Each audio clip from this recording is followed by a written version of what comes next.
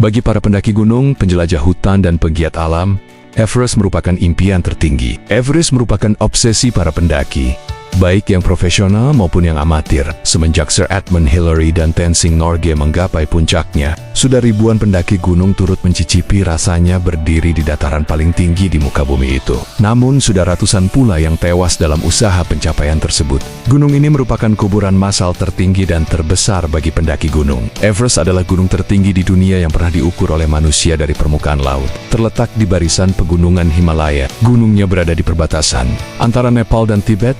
Puncaknya berada di Tibet, di Nepal. Gunung ini disebut Sagarmatha yang artinya kepala langit dalam bahasa Sanskerta. Orang Tibet menyebut Chomolungma atau Komolangma yang artinya Bunda Semesta. Gunung ini dinamakan Everest oleh Sir Andrew Waugh yang berasal dari nama Sir George Everest sebagai peneliti pertama di dunia atas gunung tersebut.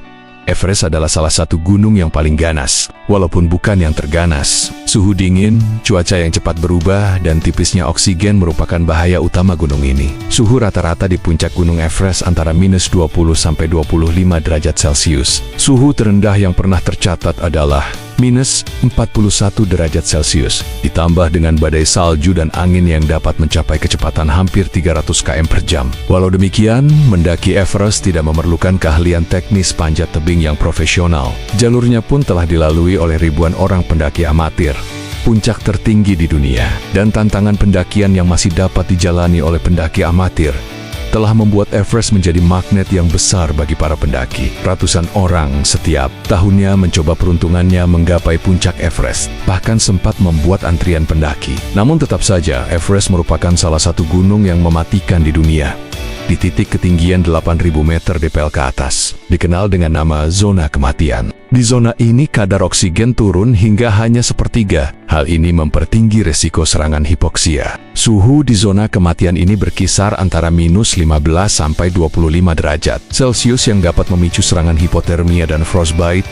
Mulai dari zona inilah kebanyakan pendaki gagal. Baik itu gagal tidak dapat meneruskan perjalanan hingga mencapai puncak, maupun gagal yang berujung pada kematian. Di zona inilah dimulai kuburan massal para pendaki. Kebanyakan tubuh pendaki yang mengalami kematian dibiarkan di sepanjang perjalanan menuju puncak, baik sebagai peringatan bagi pendaki, juga sebagai penunjuk jalan. Namun alasan sesungguhnya adalah terlalu sulit dan berbahaya untuk memindahkan tubuh-tubuh tersebut. Berbagai kisah sukses maupun tragis dapat kita temui di seputaran Gunung Everest ini. Kisah-kisah legenda daripada petualang yang pemberani, kisah pilu kegagalan, romantisme kematian, ambisi penaklukan manusia, persahabatan dan pengorbanan diri. Salah satu kisah legendaris yang ditulis secara lengkap dan telah difilmkan adalah kisah pendaki asal New Zealand, Rob Hall. Ini adalah salah satu ekspedisi Everest yang paling dramatis dan penuh kontroversi yang pernah ditulis dan difilmkan. Everest juga menyimpan rekam sejarah tragedi lain yang tak kalah tragis. Menurut National Geographic, setidaknya ada 9 tragedi buruk seputar pendakian Gunung Everest. Ada satu hal menarik yang digambarkan oleh National Geographic secara kasar, yaitu komersialisasi pendakian gunung. Everest adalah saksi hidup dari ketabahan dan keuletan manusia, juga keberanian dan tekad. Gunung ini sekaligus merupakan sebuah panggung besar yang mempertontonkan segala ketamakan dan keserakahan manusia dalam menghadapi alam. Everest berawal sebagai tempat suci, kemudian dilecehkan oleh sekelompok orang berduit yang cukup tolol untuk mengerek mereka sampai ke puncaknya. Di dunia materialistis ini, semua diukur dengan materi. Sudut pandang manusia kental dengan kebendaan, dan benda yang paling kuat di dunia kebendaan adalah uang. Salah satu ujung dari uang adalah komersialisasi. Menurut Kamus Besar Bahasa Indonesia KBBI, komersialisasi adalah perbuatan menjadikan sesuatu sebagai barang dagangan. Semua hal di dunia ini dapat diperdagangkan. Demikian menurut paham tersebut, termasuk pendakian gunung. Sebenarnya sah-sah saja komersialisasi pendakian. Dampak positifnya banyak, sepanjang itu semua dilakukan dengan penuh tanggung jawab dari semua pihak terkait. Tanggung jawab terhadap alam, tanggung jawab terhadap Sang Pencipta alam, dan tanggung jawab bagi kelangsungan hidup umat manusia sendiri. Namun kebanyakan manusia ternyata tidaklah terlalu memiliki kepedulian terhadap alam, termasuk para pendaki. Sering kita menyaksikan betapa para pendaki tidak terlalu peduli terhadap sampah yang dibawanya maupun sampah yang ada di gunung. Kebersihan alam dan lingkungan sekitar kita adalah tanggung jawab kita sebagai manusia. Tidak hanya di lingkungan sekitar kita, tapi dimanapun kita berada, termasuk itu di gunung yang kita daki. Dari tahun ke tahun, peningkatan pendaki yang mengunjungi Everest terus mengalami peningkatan. Seiring dengan meningkatnya jumlah pendakian dan permintaan pendakian oleh orang-orang yang berduit, jumlah perusahaan komersial pemandu Everest pun mengalami peningkatan. Membludaknya jumlah pendaki ke Everest akan menimbulkan masalah jika tidak segera dibatasi. Pemerintah Nepal pun telah melakukan upaya pembatasan dengan menaikkan tarif bagi para pendaki. Hingga tahun 1993, pemerintah Nepal telah mengenakan tarif tinggi yaitu $50.000 per tim, dengan anggota maksimal 5 orang dan biaya tambahan $10.000 setiap peserta tambahan dengan maksimal tambahan peserta 7 orang. Namun hal itu tidak menyurutkan antusiasme para pendaki baik yang profesional, amatir, maupun yang hanya coba-coba. Tahun 1996, tercatat 30 ekspedisi besar mendaki Everest, dengan 10 tim diantaranya dikelola oleh perusahaan jasa pemandu.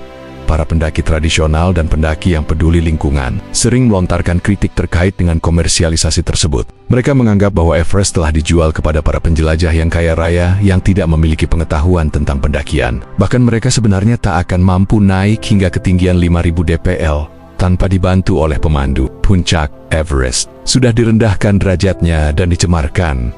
Tidak semua pendaki yang mengunjungi Everest memiliki kepedulian terhadap lingkungan. Sampah yang dibawa pendaki pun berserakan di seantero punggung gunung. Sayangnya, kini Gunung Everest bisa disebut sebagai tempat sampah tertinggi dunia, ujar Mayor Ranveer Singh Jamphal, pemimpin ekspedisi pembersihan Gunung Everest. Angkatan Darat India melakukan pendakian ke Gunung Everest. Tujuannya sederhana, yakni membersihkan sampah yang ditinggalkan para pendaki. Misi bersih-bersih ini dilakukan oleh 34 orang. Dalam upaya pembersihan Gunung Everest ini, para tentara membawa turun 4.000 kg sampah yang ditinggalkan para pendaki sepanjang beberapa tahun belakangan. Sampah seperti tenda sleeping bags dan tabung oksigen banyak ditemui di puncak dunia ini. Sejak tahun 2008, misi pembersihan Everest telah mengumpulkan setidaknya 15.000 kg sampah. Tim pembersih masih meyakini masih begitu banyak sampah yang belum sempat diangkut turun. Sementara tahun 2012, salah seorang seniman asal Nepal mengolah 1,5 metrik ton sampah dari Gunung Everest sebagai barang seni. Harapannya sederhana, yakni menjaga Gunung Everest tetap bersih. Ya, sampah hanyalah salah satu dampak besar dari komersialisasi pendakian. Belum lagi kerusakan lingkungan seperti penebangan pohon secara tidak bertanggung jawab, pemetikan bangga-bunga ataupun tanaman langka yang dilindungi, pembunuhan hewan-hewan, dan banyak lagi. Lalu apakah komersialisasi tersebut harus dihentikan? Sementara dari komersialisasi tersebut memiliki dampak ekonomi yang positif terhadap masyarakat sekitar, dan juga merupakan devisa bagi negara, komersialisasi juga sarana untuk mempermudah pendaki yang ingin menikmati keindahan alam. Pendakian tidak perlu dihentikan namun harus dilakukan secara bertanggung jawab. Tanggung jawab pertama adalah pada pemerintah. Negara harus melindungi sumber daya alamnya agar lestari dan dapat seterusnya menjadi aset yang bernilai serta dapat dinikmati dalam jangka waktu yang panjang. Perlindungan negara pemerintah adalah dalam bentuk regulasi, undang-undang, dan transformasi sosialisasi. Regulasi dengan membatasi dan memberi persyaratan yang tinggi bagi para pendaki, terutama persyaratan teknis. Tanggung jawab kedua adalah pada masyarakat itu sendiri, para pendaki gunung, para penjelajah hutan, dan para penikmat petualang lainnya. Jadikanlah alam sebagai mitra, sebagai subjek, bukan sebagai objek. Mulailah belajar menghargai mitra kita. Hargailah alam dengan tidak membuang sampah di tanah. Biasakanlah mengumpulkan sampah sepanjang pendakian. Jika kita tak mampu mengumpulkan sampah yang berserakan di gunung, minimal yang bisa kita lakukan adalah jangan menambah jumlah sampah yang ada. Jangan merusak pohon dan tanaman. Jangan membunuh hewan jika tidak terpaksa. Gunakan teknis khusus dalam membuat api. Hargai mitra kita dengan mempersiapkan diri sebelum pendakian. Jangan remehkan alam. Komersialisasi pendakian adalah sesuatu yang tidak bisa dihindari. Komersialisasi pendakian juga memiliki dampak positif bagi negara dan masyarakat. Strategi yang tepat akan membuat komersialisasi berjalan tanpa merusak alam. Pemerintah dan para pendaki harus menjadikan alam sebagai mitra.